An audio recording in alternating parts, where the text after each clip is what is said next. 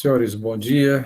Retomando a nossa sessão de julgamento, anuncio o processo de recurso 892/2012, auto de infração 2012-01536 da Empresa Brasileira de Telecomunicações S.A. e célula de julgamento, recorrido ambos. Conselheiro relator, doutor Pedro Jorge Medeiros. A indicação, aqui é um equívoco, né, porque foi a parcial procedente em primeira instância, e a consultoria indica aqui a procedência. Passo a palavra ao doutor Pedro Jorge Medeiros, que é o conselheiro relator, fará o relato do processo anunciado. Presente a sessão, doutor Gabriel Rosa da Rocha, advogado da parte, que, no momento oportuno, concederei a palavra. Doutor Pedro Jorge. Bom dia a todos, bom dia, presidente, meu nome é Marcelo, bom dia, doutor Matheus Viana, doutora Evaneide, nossa secretária, nossos queridos companheiros conselheiros, doutor Saulo, doutor Pierre, doutor William, doutora Mônica e doutora Helena, e o doutor Gabriel Rosa da Rocha, advogado aí da parte. Vamos fazer aqui o breve relato. A recorrente é a Empresa Brasileira de Telecomunicações, né, e a própria SEJUC, que houve os dois entraram com recurso, né? A presente demanda consiste no auto de infração lavrado para a cobrança de ICMS no valor de R$ 1.499.512,79 e na multa do mesmo valor, nos termos trazidos no auto de infração. Lançar crédito indevido de ICMS proveniente de operação de entrada de bem ou mercadoria para um ativo permanente do estabelecimento, o contribuinte registrou e aproveitou indevidamente no exercício de 2009 crédito de ICMS no total de R$ 1.499.512,79, decorrentes de entrada de bens destinados ao ativo permanente. O período de autuação foi de janeiro de 2009 a 12 de 2009, né? A penalidade foi o 123.2A da Lei 12.670. De acordo com o relato fiscal, o contribuinte teria aproveitado indevidamente durante o ano de 2009 crédito de ICMS relativo à entrada de bem destinado ao ativo permanente, resultante de erros de preenchimento do livro de controle de crédito de ICMS no ativo permanente, o CIAP. A súmula 69, a autuada apresentou impugnação alegando erros na metodologia utilizada pela fiscalização, que teria incorrido nos seguintes equívocos que alteraram o coeficiente de creditamento permitido pela legislação, conforme mencionado pela impugnante. Parte dos valores reclassificados como saídas isentas e não tributadas para fins do CIAP diz respeito à operação regularmente tributada pelo ICMS, mas que estão sujeitas ao diferimento estabelecido pela cláusula 10ª do convênio ICMS 126/98. Outra parte diz respeito às remessas em comodato, conserto e reparo do Estado do Ceará, que não estão sujeitas ao ICMS, ante a ausência de circulação jurídica de bens e em razão de sua natureza transitória. 3. Parte que se refere às transferências entre os estabelecimentos da impugnante, no estado do Ceará, as quais não podem ser equiparadas a saídas definitivas para fim de tributação, como determina a cláusula 2ª do convênio 126/98 do ICMS. 4. Parte se refere a remessas para estabelecimentos da impugnante fora do estado do Ceará, os quais, ante o recolhimento do ICMS realizado, devem ser reconhecidas como passíveis de aproveitamento de crédito. 5. Parte de respeito a prestações originadas de chamadas de cartões telefônicos e pré-pagos, as quais são igualmente tributadas nos termos da cláusula 1ª do convênio ICMS 55 de 2005. Por fim, cumpre verificar o descabimento da glosa, parcela correspondente a 1,48 avos, consignada pela impugnante em seus livros fiscais, tendo sido adotado valor significativamente inferior àquele passivo de aproveitamento, especialmente no que se refere aos créditos decorrentes do recolhimento do diferencial de alíquota, de FAO. Eis que a premissa adotada pela autoridade fiscal está equivocada. O julgador de primeira instância, diante dos argumentos levantados pelo contribuinte, enviou o processo para realização de perícia sobre as seguintes considerações.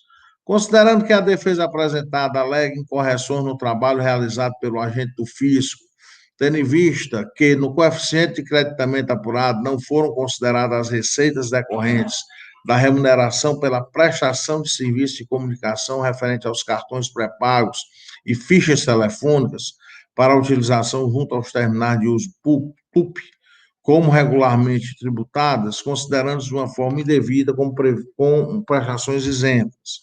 Considerando ainda que a defendente alega que o recolhimento do imposto relativo às prestações citadas acima são realizadas em momento anterior, ou seja, por ocasião do fornecimento dos cartões pré-pagos e fichas telefônicas, e por isso não podem ser considerados como operações não tributadas ou isentas.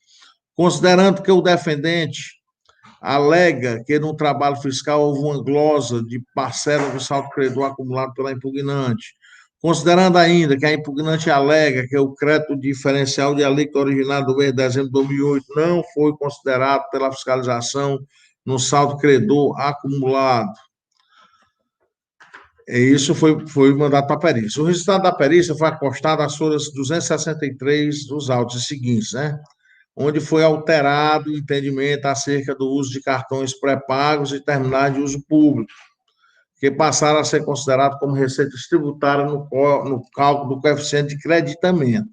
Considerando as receitas de uso de cartões pré-pagos e dos terminais de uso público, né, os TUPs, como tributadas e somadas às receitas tributadas consideradas no levantamento fiscal para refazimento do cálculo do coeficiente de aproveitamento de crédito, foi apurada uma nova diferença a recolher que corresponde ao valor de crédito indevido proveniente de operação de entrada, bem para o ativo permanente no montante de R$ 1.266.915,31. Os demais itens não tiveram os equívocos confirmados. Ao se manifestar sobre a perícia, as folhas 372, o contribuinte afirma que o ilustríssimo perito fiscal deixou de observar melhor forma que todos os créditos tomados pela impugnante são regulares, sólidos e, portanto, não há que se falar em imposto devido, tendo em vista que o auto de lançamento lavrado pela autoridade fiscal se pautou em métodos e critérios errôneos e passa a apontar os supostos equívocos cometidos pela perícia.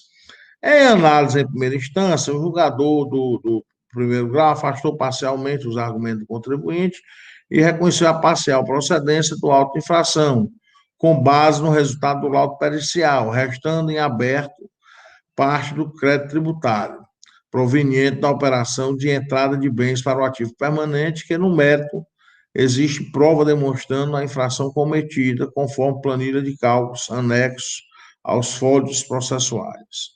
As folhas 400, o contribuinte apresentou recurso ordinário, no qual são reiteradas as razões apresentadas na impugnação. Além disso, afirma preliminarmente que os argumentos que foram trazidos na resposta do laudo pericial não teriam sido enfrentados pelo julgador de primeira instância, segundo o contribuinte, em que, pese a recorrente tenha se manifestado em resposta à diligência havida no caso, houve por bem o julgador de primeira instância em simplesmente repetir os argumentos aduzidos pelo perito, sem qualquer enfrentamento dos contrapontos efetuados.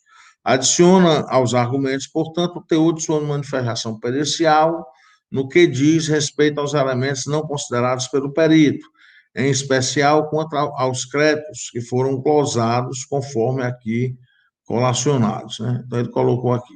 Equivocou-se, porém, o ilustre expert, na medida em que a coluna constante da referida planilha, na qual constam 10.266.301,02, nomeada de valor a apropriar, na verdade, não corresponde ao saldo credor acumulado de ICMS a ser apropriado pelo recorrente. A referida coluna valor a apropriar serve tão somente para a organização financeira interna da recorrente, não guardando qualquer relação com a quantia efetivamente apta ao creditamento, a qual é indicada pela coluna valor amortização. Em verdade, a coluna valor apropriar é o resultado da subtração do total de crédito do mês pelo valor amortização, montante efetivamente apto ao creditamento pela recorrente, não tendo qualquer relação com a realização de cálculo previsto na legislação respectiva para a verificação do creditamento a ser realizado no período. A coluna valor-amortização, desse modo, corresponde à soma do valor de crédito do ICMS acumulado nos meses anteriores, acrescido da quantia a ser creditada após a efetivação da divisão do crédito apurado no período corrente por 48, em estrito cumprimento ao artigo 20, parágrafo 5º do inciso 1 da Lei Complementar 87. O valor efetivamente creditado pela recorrente, por conseguinte, é resultado da operação de subtração da coluna valor-amortização, pelo valor que consta da coluna valor de estorno, a qual, por sua vez, resulta na diferença do coeficiente obtido da fração algébrica, que resulta no coeficiente SIAP.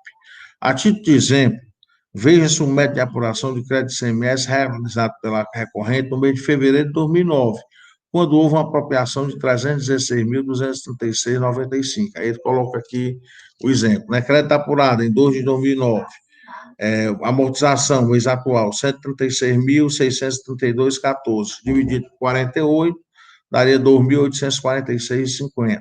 Crédito acumulado, amortização do mês anterior, R$ 345.004,29. Coeficiente do SIAP encontrado no período, 0,91576695. Valor objeto do estorno, R$ 29.087,48. E valor efetivamente creditado, que é o valor amortizado, né, menos o estorno, que daria R$ 316.233,95. Analisando o caso, a Assessoria Processual Tributária, as folhas 488, emitiu parecer no qual opinou pelo conhecimento do recurso ordinário e do reexame necessário, dando provimento a esse uso para considerar procedente a autuação. Na opinião da assessoria, vê-se diante de normas que regem a matéria, que no caso das receitas decorrentes do uso de cartão pré-pago, TUP, o imposto foi recolhido pela empresa que forneceu o cartão, ou seja, em operação anterior. Assim, a autuada, ao emitir a nota fiscal de serviço de telecomunicação, NFST, em operação de repasse, omite sem destaque de ICMS, informa na DIEF essas receitas como isentas e outras, CFLP 5305. Desta forma, correta a autoridade fiscal em não incluir no numerador do cálculo do coeficiente as citadas operações por estarem informadas como isentas e outras na DIEF, devendo ser utilizado somente as operações tributadas. Por fim, entendeu pela desnecessidade de perícia, em razão de constarem nos autos todos os elementos necessários para a análise do caso. Presidente, é isso aí o nosso relato. Obrigado, doutor Pedro Jorge. Da forma regimental, passa a palavra ao representante da doutor PGE, doutor Matheus Zena Neto, para a sua manifestação. Muito bem, senhor presidente, senhores conselheiros, doutor Evaneide, nossa secretária, doutor Gabriel Rosa, sejam muito bem-vindos a essa Câmara. A questão aqui tratada no presente processo trata-se da apropriação de crédito de ICMS na aquisição de bens de ativo. O valor do crédito do ICMS de bens de ativo, ele deve ser apropriado em 1,48 a cada mês, e nessa apropriação leva-se em consideração, no numerador da fração, o total das saídas tributadas, e no denominador, né, o total das saídas, excluindo-se, evidentemente, do numerador as saídas isentas, não tributadas, porque o que se quer é utilizar um índice de proporcionalidade relativo às operações que são tributadas. Então, o que não é tributado, a empresa, proporcionalmente, não tem direito ao crédito ICMS. Quando estou falando não tributado aqui, eu estou falando em isentas, não tributadas, sem incidência do imposto, em qualquer qualificativo, no sentido genérico, essa não tributada. Pois bem, o agente fiscal, ao analisar as operações de creditamento do ICMS no SIAP com bens de ativo, verificou que a empresa havia se creditado em valor superior desse 1,48 mensalmente, em valor superior ao que ela teria direito. Ao incluir no numerador, aumentando assim o percentual de apropriação, operações não tributadas, como é o caso da fatura relativa à prestação de serviço prestado por outras operadoras, teria também incluído no numerador, aliás, não teria incluído no numerador as operações relativas a fichas e cartões que dão direito a, que permitem o acesso à comunicação, que hoje isso nem tem tanto assim. E daí chegou à conclusão de que a empresa teria se apropriado indevidamente do crédito aí apontado. Ao analisar essa questão, o julgador singular entendeu que havia sim o creditamento indevido, mas entendeu também que deveria, antes disso, aliás, solicitou a realização de perícia, que foi realizada uma perícia sobre determinado ponto, especialmente sobre essa questão dos cartões e fichas que são utilizados pelas outras empresas, e constatou que, efetivamente, não teria sido considerada no numerador esses valores pelo agente fiscal. E houve, então, uma redução, uma pequena redução do valor do crédito aproveitado indevidamente. A consultoria, ao analisar essa questão, entendeu que o caso era de procedência da acusação, porque todos os elementos que ali continham, inclusive o faturamento que é prestado, decorrente daquele serviço que são prestados por terceiro, não é matéria tributável. O que é tributável é aquele serviço que é prestado lá adiante, ou que foi prestado anteriormente. Esse simples faturamento não compõe, razão pela qual entendeu que o caso era, sim, de apropriação indevida do crédito fiscal.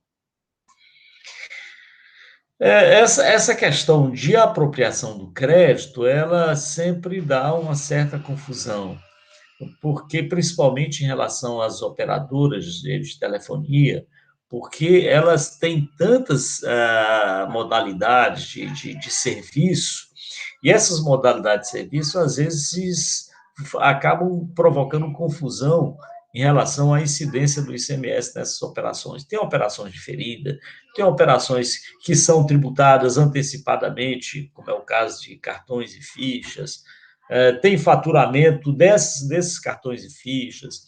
Quer dizer, tem uma série de situações que acabam colocando dúvida acerca do aproveitamento do crédito na aquisição de bens de ativo permanente. Mas o agente fiscal, o trabalho que ele fez nesse caso, foi um bom trabalho. E me parece que, salvo o argumento que nós vamos escutar agora do doutor Gabriel, me parece sim que o caso, com aquela pequena redução que houve por conta da perícia, o caso é de procedência da acusação fiscal, ou seja, de crédito indevido na apropriação da aquisição de bens de ativo permanente. Razão pela qual a Procuradoria, pelo menos numa próxima ação, entende que não é caso de perícia, não há mais perícia a ser realizada, não há razão para isso, e o caso é de parcial procedência na forma de julgamento singular, senhor presidente. Vamos escutar com muita atenção o doutor Gabriel, e aí depois, então, podemos fazer uma nova manifestação, se for o caso.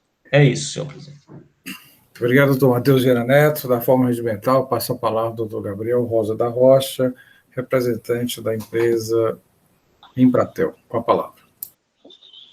Muito obrigado.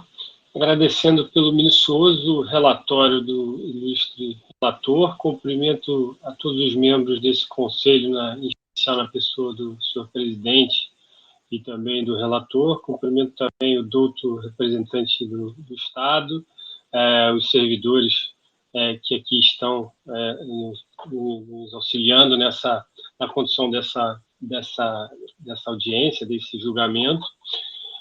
Bom, como muito bem relatado, assim, muito breve, eu acho que é uma matéria já, como dito, os zero e de todos os tributos administrativos, a questão do cálculo do SIAP, especialmente as empresas de telefonia. Eu vou me permitir passar um pouco ao largo, já considerando a manifestação do procurador, no sentido de manifestar aquiescência ao julgamento singular, no que se refere do lançamento pela consideração das rubricas de TUP e cartões pré-pago para fins de cálculo do SIAP. Então, eu acho que quanto a esse ponto, não há mais querela, então vou passar ao largo dele para que a gente possa otimizar o tempo e não cansar os senhores. Bom, o primeiro ponto aqui citado, e muito bem, novamente, desculpe a repetição, muito bem abordado pelo relatório, é a questão da perícia que foi realizada no caso. Houve, sim, aí, algumas lacunas que não foram respondidas pelo perito. Também houve, em relação à decisão de primeira instância, mero acolhimento,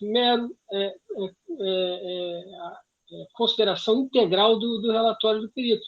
E, obviamente, considerando que houve ali um lapso na resposta dos quesitos apresentados, a questão prejudicial acabou sendo transportada para a decisão, ou seja, houve uma lacuna importante nos quesitos respondidos pela perícia. E, portanto, que se levanta uma possível questionamento da nulidade da decisão de primeira instância. Então, esse é o primeiro ponto que fica bem claro da mera leitura dos quesitos que foram respondidos. As premissas firmadas, elas serviram única e exclusivamente para os cartões pré-pago. Em relação ao, por exemplo, a fórmula de cálculo do saldo credor, isso tudo não foi abordado, ou pelo menos foi de maneira muito tangente abordado, de modo a não esclarecer o que havia provocado a manifestação em perícia. Então, feito esse primeiro conhecimento, é importante mencionar, e isso bem colocado aí exaustivamente no relatório, mais sobre a questão do saldo credor. Ora, o saldo credor não há muita margem de tergiversação sobre ele. Seu cálculo, a sua forma de apuração está descrita lá na Lei Complementar 87. O artigo 20, parágrafo 5º, inciso 2º, dita essa metodologia que foi estritamente atendida pelo recorrente. Na verdade, o que pode ter causado alguma confusão foi talvez a nomenclatura utilizada das apurações, para determinados critérios da apuração. E quando, na verdade, o que deveria ter sido considerado, foi levado à fiscalização à época, é o valor, a coluna que se denominou valor da amortização, subtraído do valor do estorno. Como colocado no recurso repetido no relatório, meramente como exemplo, isso para fevereiro de 2009, representou, obviamente vou desprezar as casas posteriores ao milhar, foi considerado um valor de 325 mil, com uma de 29 mil, sobrando uma amortização de 316 mil. O que considerou o fiscal? Considerou o valor total, sem considerar o valor das amortizações. Isso deu uma diferença absurda no cálculo do data máxima vênia, um erro talvez basilar na fiscalização, bastante basilar até. Então, o valor, resumindo, o que ele considerou foi o valor a apropriar na apuração, quando, na verdade, não tem nenhum vínculo com crédito. Bastava ver o livro SIAP, fazer esse confrontamento com o livro SIAP e com o aproveitamento, a apuração do aproveitamento realizado em si. Não é um trabalho hercúleo, na verdade, era um trabalho primário da fiscalização que foi observado, apesar de toda a atenção chamada pela recorrente. Evoluindo, senhores, uma questão muito conhecida todos os tribunais administrativos, é a questão do diferimento de ICMS na seção de meios de rede. Ora, senhores, a seção de meio de rede é muito conhecida de todos, é evidente, e ela é utilizada, e, na verdade, não é uma faculdade, é bom sempre que se diga isso, é uma obrigatoriedade, como uma forma de eficiência, de dar eficiência a todo o nosso sistema de telefonia. Então, o que se criou, obviamente, dada a sistemática da interconexão, da seção de meio de rede, foi a possibilidade de trazer a incidência do ICMS para a ponta da operação, ou seja, para quando ela se completa, para exatamente quando há a cobrança do consumidor final. Somos todos nós que estamos participando dessa sessão. Então, diante dessa sistemática, dessa logística, talvez um pouco complexa, e até com vias de facilitar a fiscalização dos estados, essa é a verdade, e também de trazer um conforto para as operadoras de telefonia, também é verdade, foi primeiramente editado, enfim, havia um convênio anterior, mas o que se toca aqui é o convênio 126 de 98 e, posteriormente, o convênio 17 de 2013. Eles são muito claros ao dizer que há mero diferimento. Ora, diferimento não é isenção. Diferimento não é não incidência. O fato de não haver um destaque naquilo que vai para a telefonia, de telefonia, que recebe o serviço de cessão de meio de rede, ou seja, que operacionaliza, que finaliza a operação, que finaliza a interconexão, que finaliza a comunicação entre as partes, não deduz a não incidência, a isenção, muito menos a isenção. O que se tem ali é mero deslocamento do momento da cobrança do ICMS. Mero deslocamento. Isso é claro na cláusula primeira do convênio 17 de 2013, e importante que se diga também, é norma interna do regulamento do Ceará, o regulamento do ICMS do Ceará. O artigo 801 é claro ao dizer que há incidência. O que há é o deslocamento do momento do pagamento, ou seja, um diferimento.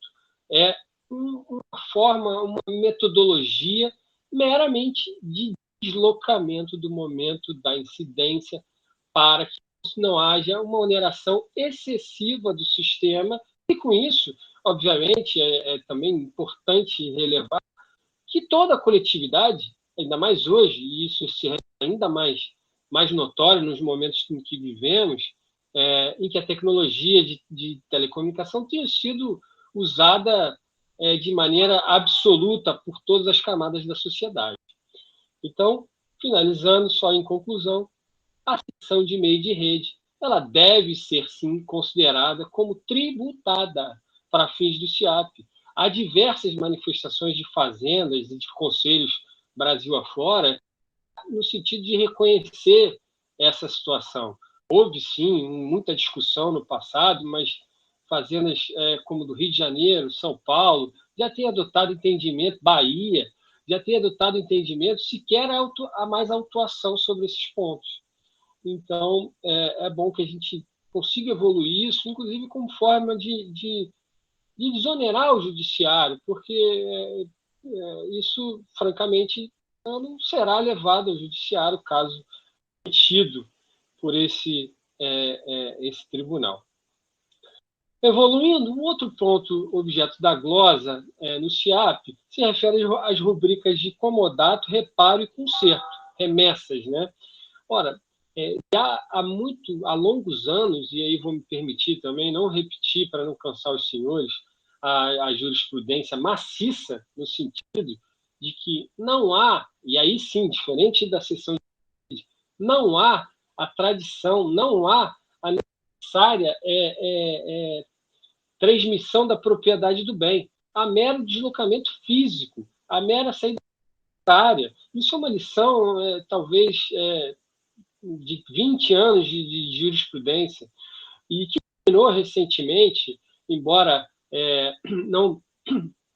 não diretamente ligada à nossa causa aqui, num RG julgado, que é 141.756, em que a premissa de julgamento fundamental é de que essas operações, especialmente aquela de comodato, seja de modem, seja de aparelho celular, ela se dá de forma indispensável a viabilizar a atividade empresarial de telefonia, cuja a dinâmica é extremamente ágil, é extremamente necessário. Quantos de nós aqui não já receberam um telefone em comodato, obviamente sob determinadas condições ou critérios, mas, enfim, já recebemos um modem, pudéssemos acessar a internet, fazer acesso à banda larga. Então, assim, é algo muito, muito perigoso tratar a remessa em comodato, reparo e conserto.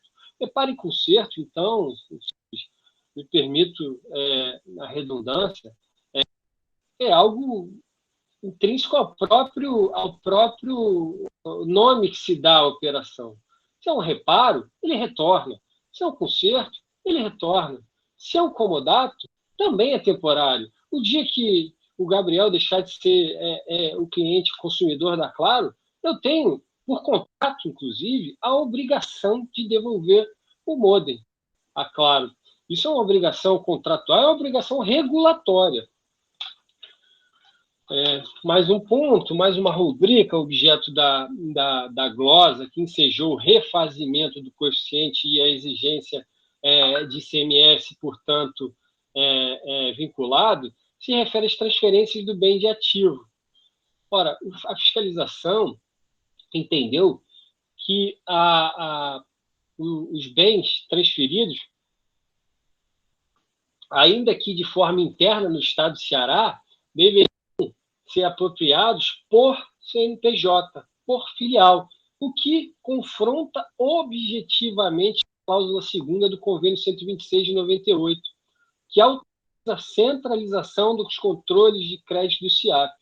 Trata-se aqui também de uma discussão antiga e superada, sobre a qual, inclusive, vou me permitir avançar mais rapidamente, porque a cláusula do convênio não traz nenhuma dúvida. E, em adição, é bom que se diga, não há nenhum prejuízo ao Estado. Estamos falando de operações internas, a par, inclusive, de serem meras transferências. Então, não há aqui nenhuma possibilidade de discussão sobre a inclusão, a consideração da centralização do controle dos créditos do CIAP.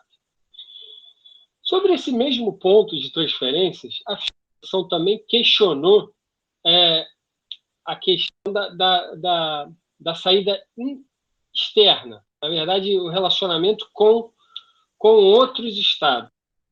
E aí, também, como no diferimento da seção de meios de rede, a expresso tratamento do artigo 593 do Decreto 24.569, de 97, no sentido de que não há a imposição de aproveitamento do mês. E esse foi o questionamento da fiscalização, até voltando um passo. No que se refere ao DIFAL, o questionamento da fiscalização é de que a empresa necessariamente deveria fazer esse aproveitamento dentro do mês.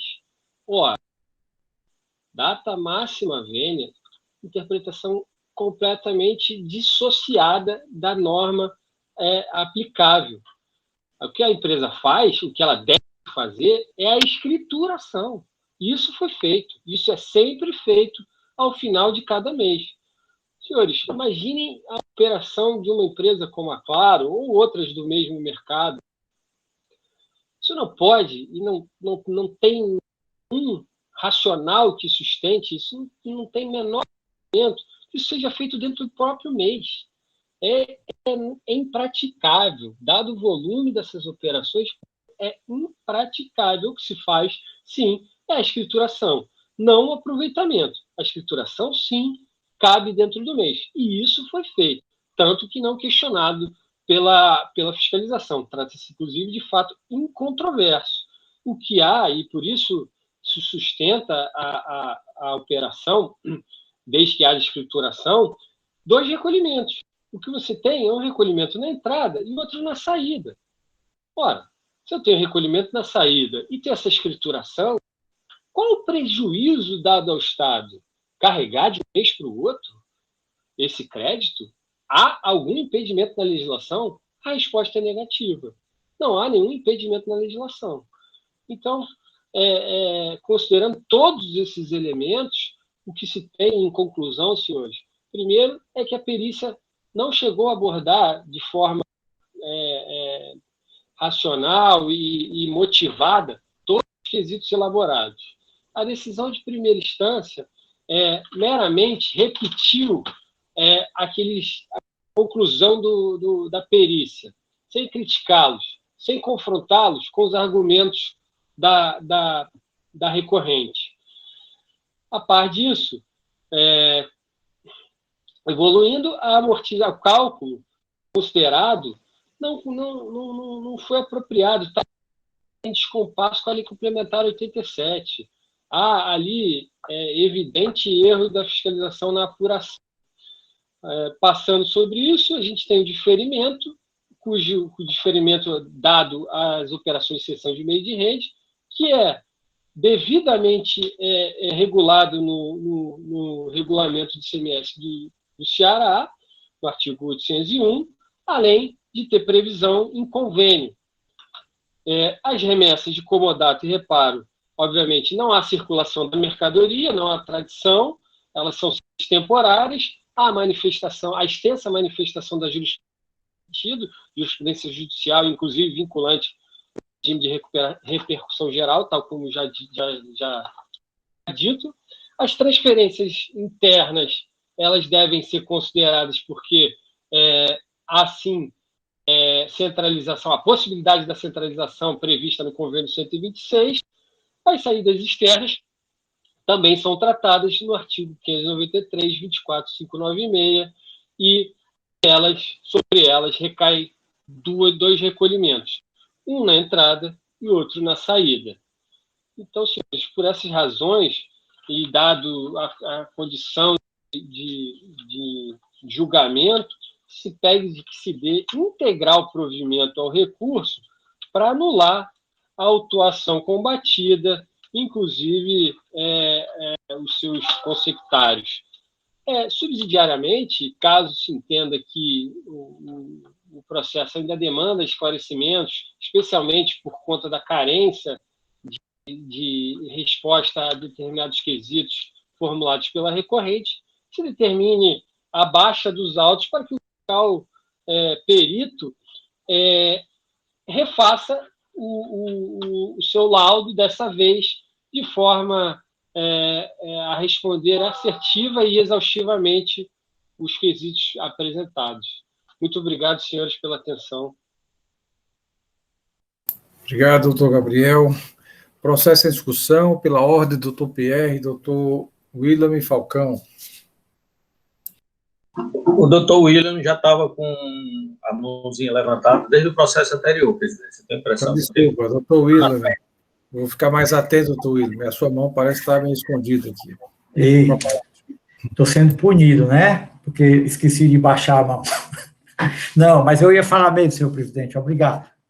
Senhor presidente, essa questão do aproveitamento de crédito do ativo permanente sempre traz essas discussões e muitas discussões, né? Todos sabemos. Mas eu vou ler rapidinho o que é que diz o artigo. Está lá no artigo 49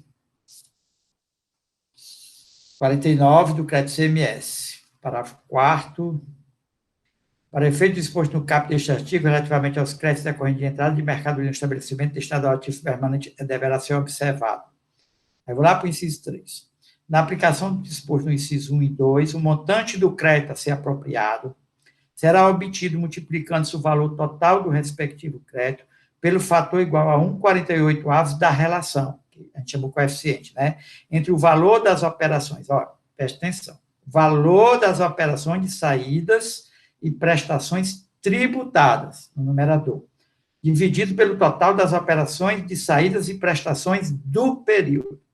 Tem numerador e denominador. Numerador constam todas as operações tributadas, aquelas operações que saíram com tributação, que foram declaradas pelo contribuinte com tributação, certo? E no denominador são todas as operações de saídas e prestações do período, todas, inclusive as que estão no numerador, acrescidas, somadas às que não estão no numerador. São todas as operações do contribuinte. Está claro? Se nós formos por laudo pericial, o laudo pericial está na página 270 e está bem claro. Está bem claro. Ele trouxe cálculo do crédito, a primeira coluna, chamou K.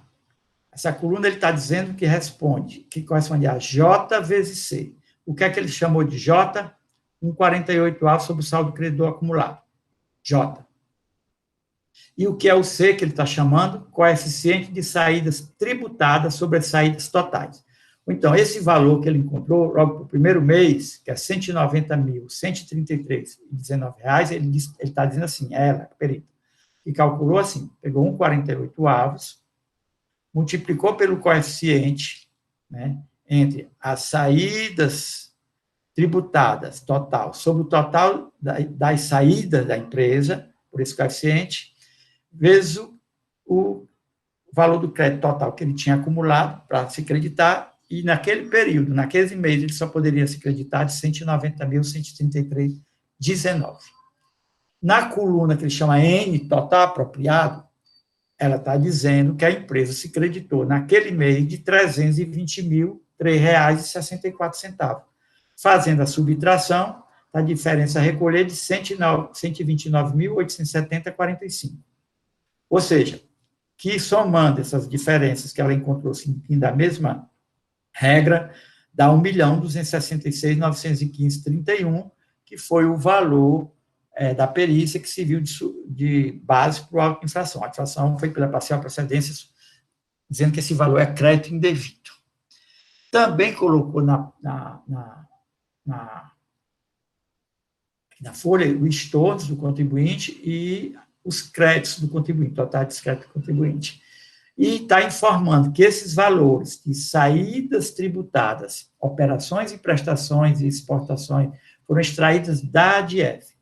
Que as saídas, valor contábil, saída total extraída da ADF. Ela não criou nada desses valores. Tudo tirado da ADF.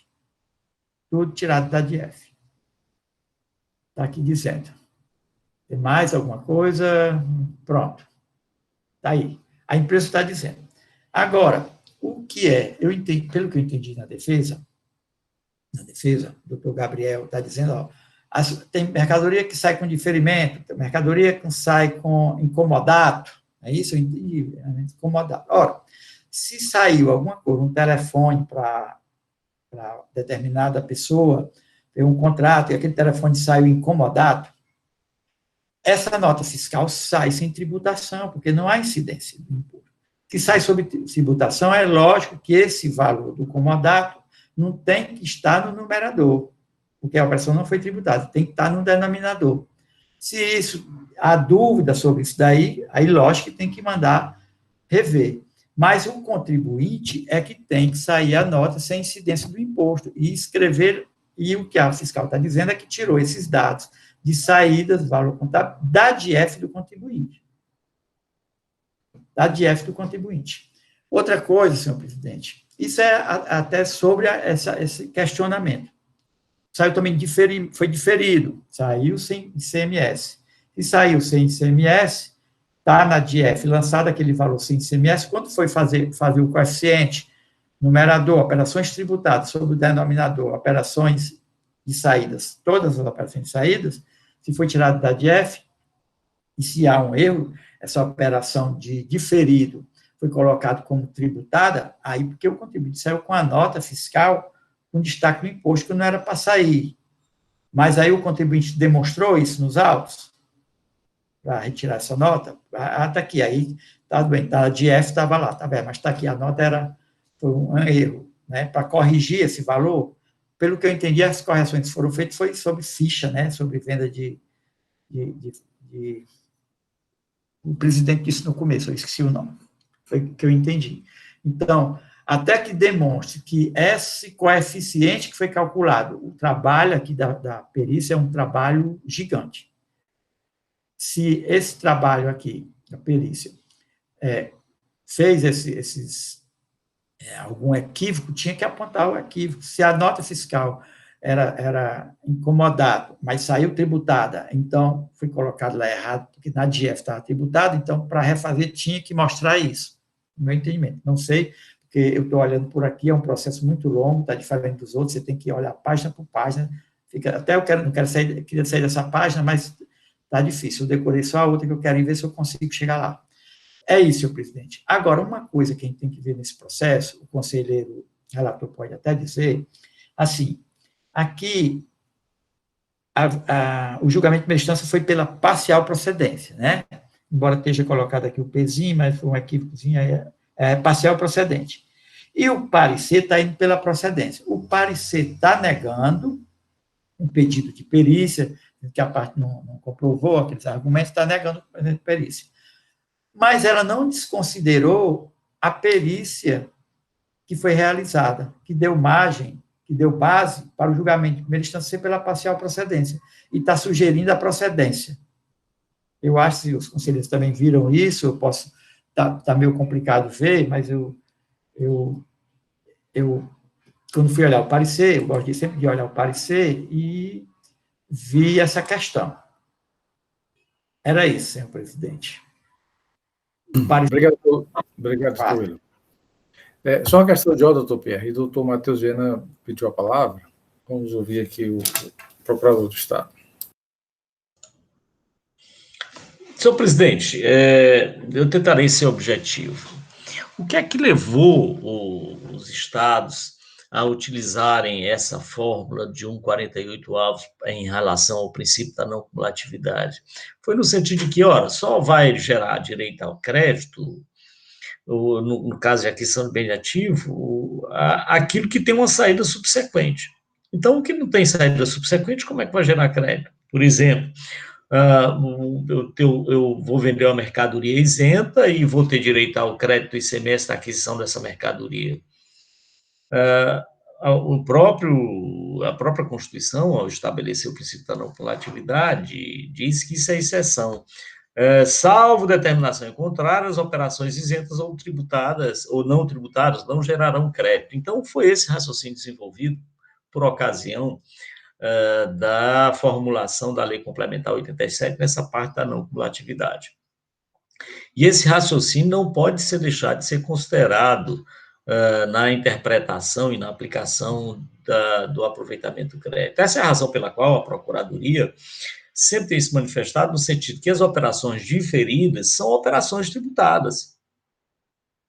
Ainda que sejam diferidas, são operações tributadas e, portanto, elas devem ser levadas para fim de cálculo do percentual, devem ser levadas ao numerador. Não pode deixar de ser levada ao numerador. Porque é uma operação tributária, as operações diferidas são operações tributadas, só que o imposto não é pago naquele momento, é pago no momento posterior. A Procuradoria também tem se manifestado no sentido de que determinadas receitas da empresa não podem ser levadas no cálculo desse percentual, porque não são operações sujeitas à incidência do ICMS, como é o caso, já aí dou um exemplo mais claro para ficar, as receitas provenientes de multa que a empresa cobra pelo atraso, juros que são cobrados pelo atraso. Então, tais receitas não podem compor o numerador, nem o denominador da fração utilizada no cálculo da aquisição de bens de ativo para apropriação do crédito ICMS. Pois bem, é o caso também, e seguindo esse mesmo raciocínio, não pode ser considerada nem no numerador, nem no denominador, as despesas relativas, ou os valores relativos a comodato.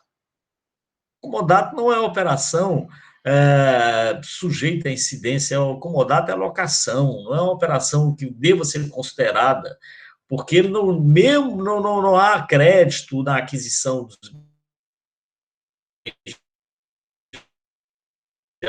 ativos nesse caso, comodamente que são locados para o terceiro, e, portanto, não há que se falar em operação de incidência, é uma operação fora da incidência do ICMS, e, portanto, não pode ser considerada. E, finalmente, tem uma terceira de receita, que me parece que deva ser considerada também, é que, como tributada, que é a despesa, a fatura proveniente dos serviços que são prestados pelas operadoras.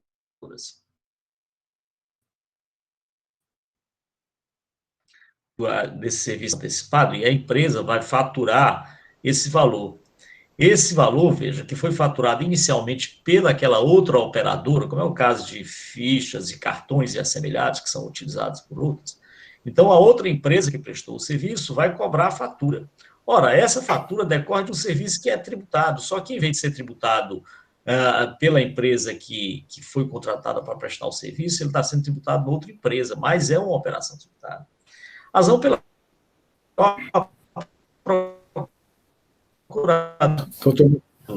Doutor Matheus, seja realizado. Opa, está escutando?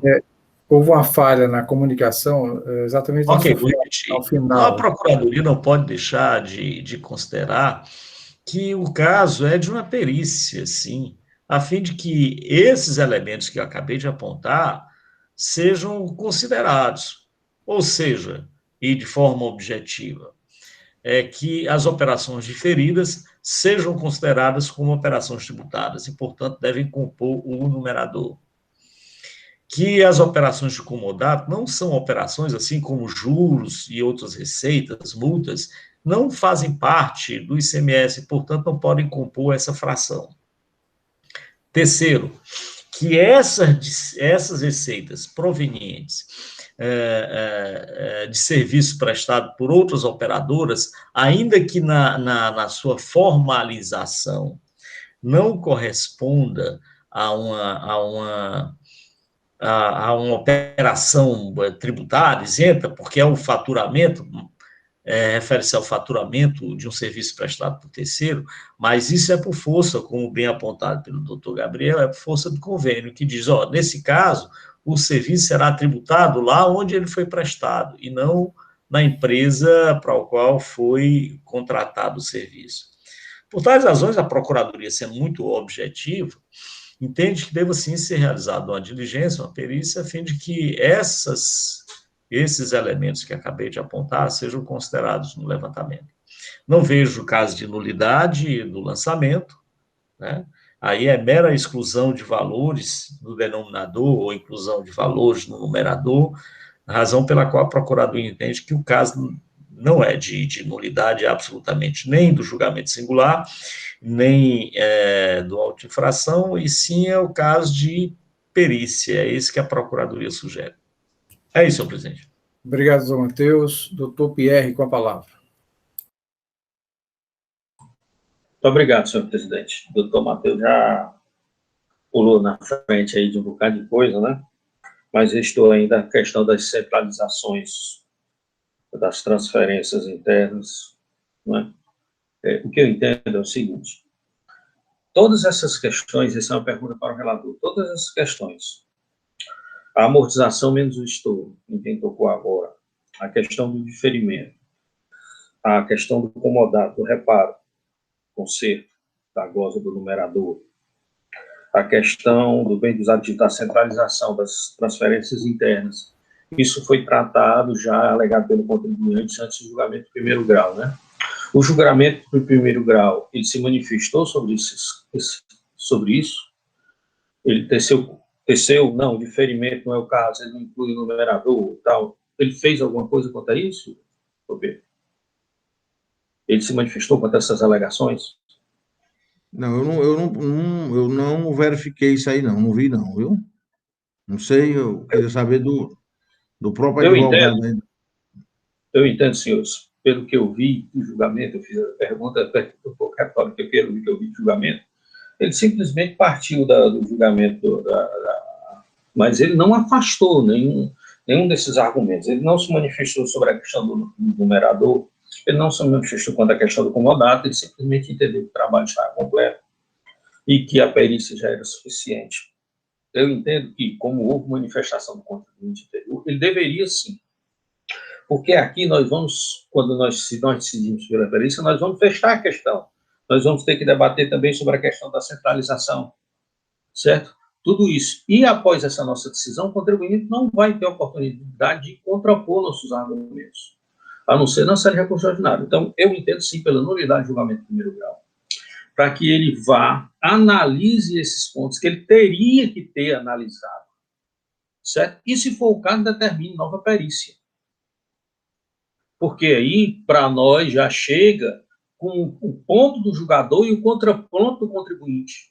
E ele vai ter uma oportunidade, certo, de se manifestar novamente sobre essas questões. Porque depois que nós decidimos aqui, só vai recurso extraordinário, que no caso aqui não vai comportar mais prova, não vai mais comportar argumentação de direito, a não ser puramente se houver decisão conflitante da mesma matéria.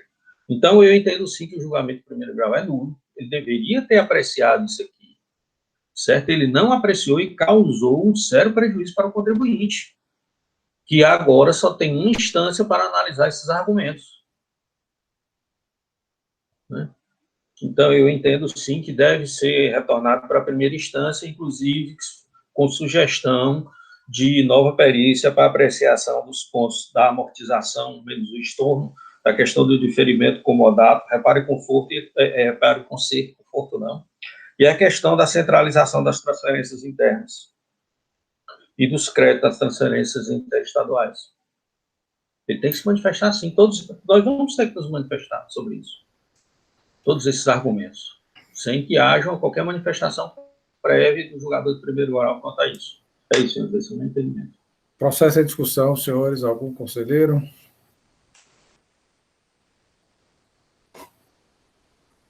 Senhor presidente, eu estou aqui olhando o julgamento de primeira instância, mas é que nem eu falei, todos estão tendo dificuldade de encontrar a peça, porque está diferente daquele modelo que já diz o que é o julgamento, é muito longo, processo, muitas páginas, aí tem esse problema.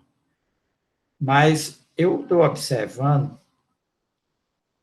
até em consideração à manifestação do conselheiro Carlos Pierre, que no julgamento, a julgadora de primeira instância, quando diz contribuinte apresentou defesa tempestiva e as argumentações do contribuinte, e escreve aqui em vários itens, inclusive tem esse dizendo, que as saídas de equipamento realizadas a título de comodato, conserto, reparo foram agregados pelo trabalho fiscal ao denominador total das saídas.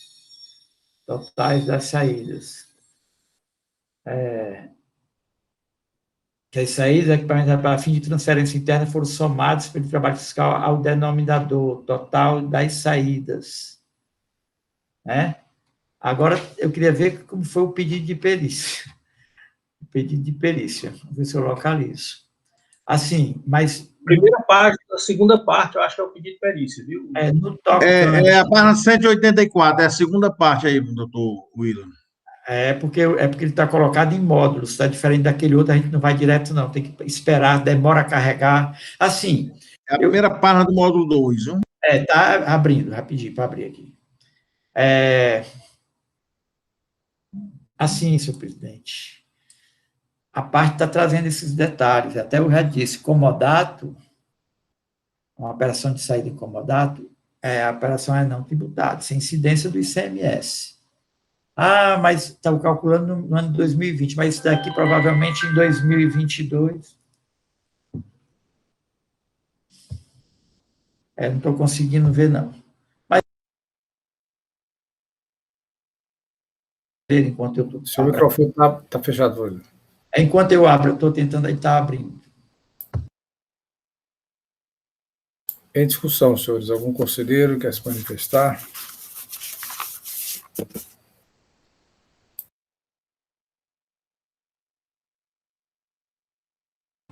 Senhor presidente. Pois não, doutor William.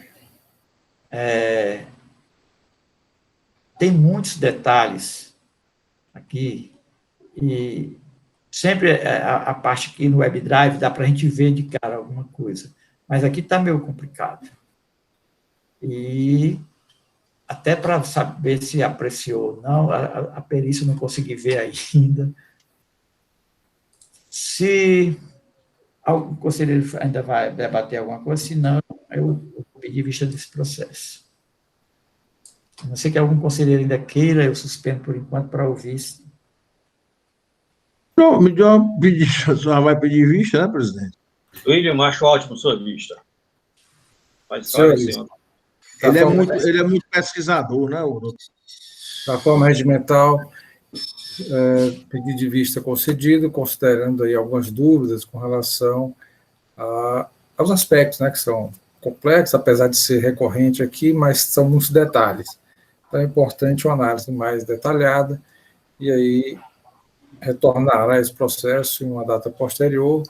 O doutor Gabriel Rosa será devidamente intimado para que, numa próxima sessão, né, tenhamos discussões, inclusive com esclarecimento desses pontos levantados pelo doutor William, também do doutor Pierre, né, que fez alguns questionamentos. Essa é a decisão para o processo. Doutor Gabriel, agradeço a participação. Eu que agradeço pela atenção dos senhores.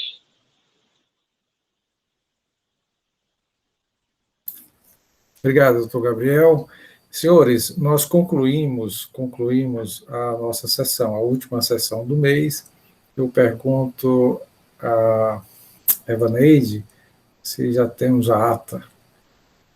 Tínhamos os 3 processos, ela já tinha adiantado, né, a decisão, já feito o registro, né, dos processos da Companhia Brasileira, e ficava faltando esse, que a decisão foi o pedido de vista da forma regimental pelo doutor William Falcão.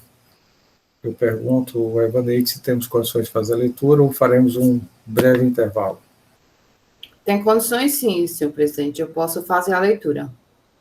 Ok. Então, assuntos gerais, querem que conste algum registro na nossa ata de hoje?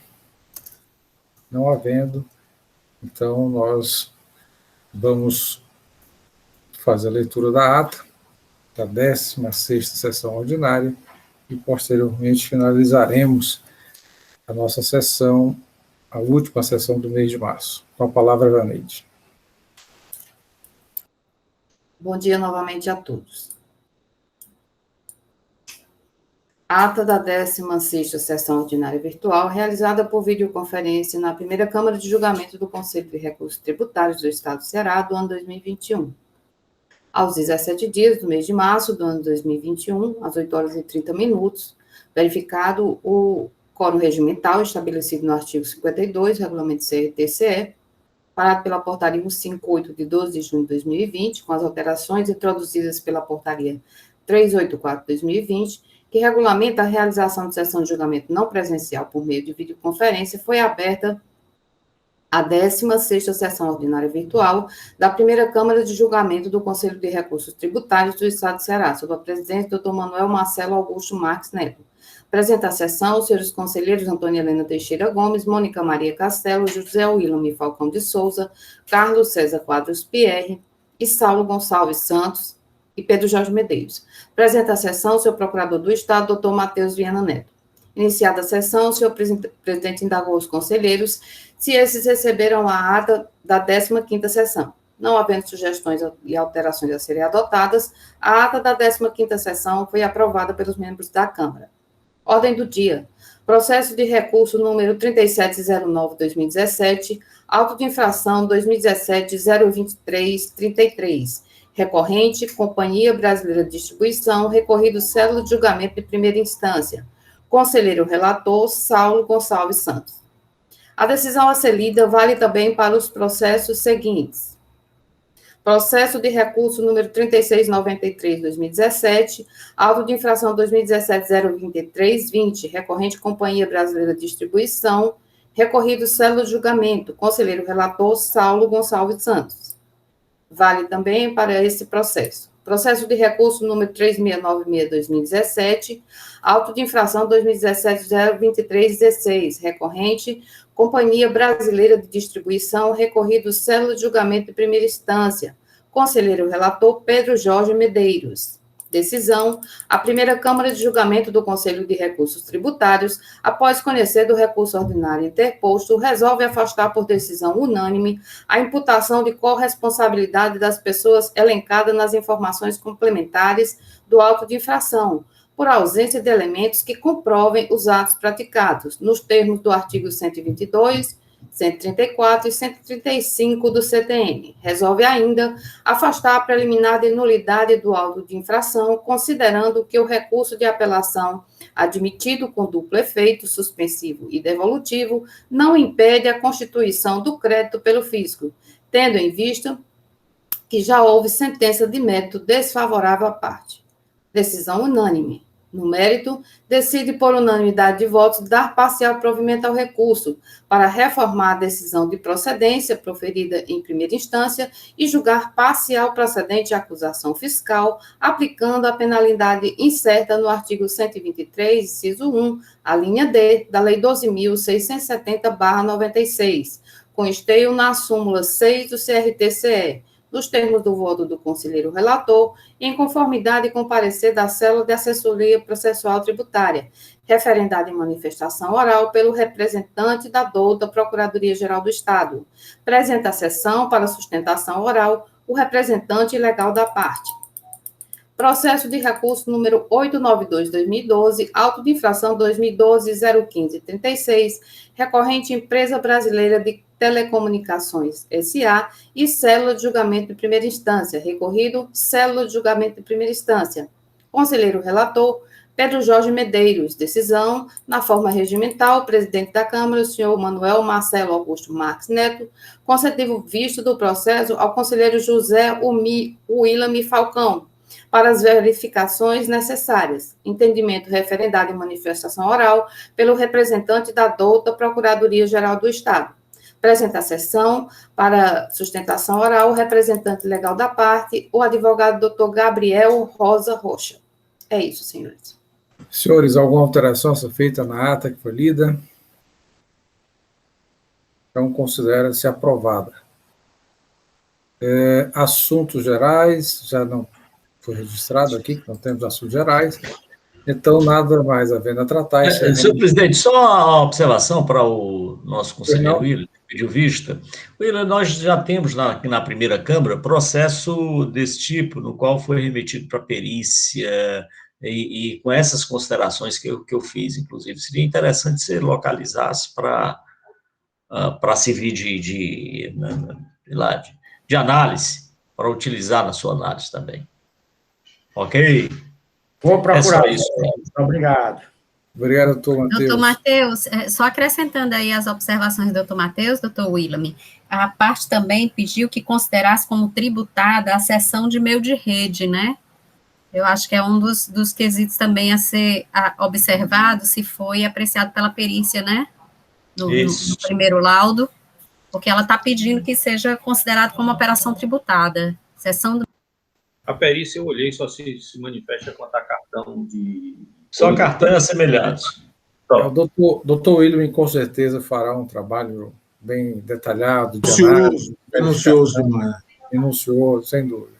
Senhores, para concluir nossos trabalhos, convoco os senhores para a nossa sessão do mês de abril, que começará no dia 5 de abril de 2021, às 8h30. Os senhores receberão as pautas, inclusive Evaneide já separou os processos, e os senhores já receberão para estudo, análise, e retornaremos dia 5 de abril. Então, desejo a todos... Pois não, doutor Saulo?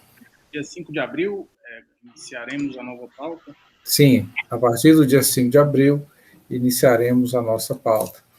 A segunda quinzena, a presidente do órgão, a doutora Marta, pediu que deixasse esse período, né, da segunda quinzena, porque ela fará algumas sessões na Câmara Superior. Então, estamos concentrando muito nesse início de cada mês, esse início dos meses. Dia 24 tem plenária também. Isso, desse mês, né, de março. Então, senhores, agradeço a participação de todos, vamos nos cuidar, desejo um bom final de mês, né, e saúde para todos. Um abraço para todos, bom final de mês.